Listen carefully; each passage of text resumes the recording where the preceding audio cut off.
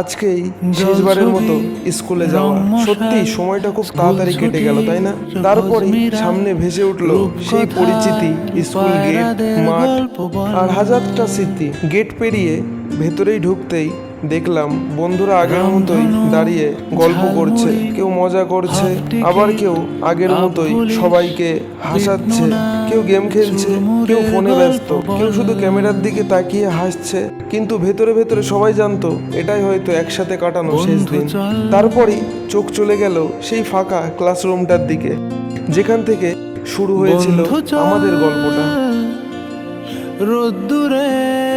আর আজ সেই একই ঘর ভর্তি শেষবারের মতো, এবং আমাদের শেষবারের মতো একসাথে থাকা। তারপরে দেখতে পেয়ে গেলাম মিড ডে মিল খাওয়ার জায়গাটা। তারপরে আমি আর আমার বন্ধু আলোচনা করছিলাম যে দেখতে দেখতে চলে এলো আমাদের বিদায়ের দিন।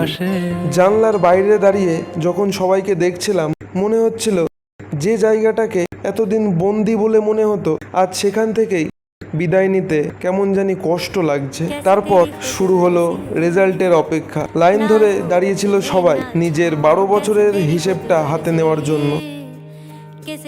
মঞ্চে না ডাক পড়ল কিছু নামের, শেষবারের মতো ছবি তোলা হলো স্যারদের সাথে।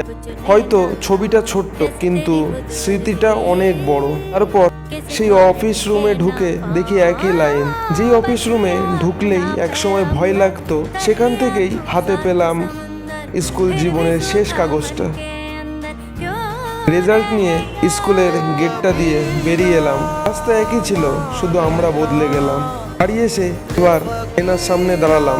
ইউনিফর্মটা গায়ে ছিল, কিন্তু মনে হচ্ছিল যে জীবন থেকে স্কুল নামক অধ্যায়টা শেষ হয়ে গেল। সো সবাই ভালো থেকো, সুস্থ থেকো, দাপিয়ে স্ট্রাগল করো। টাটা।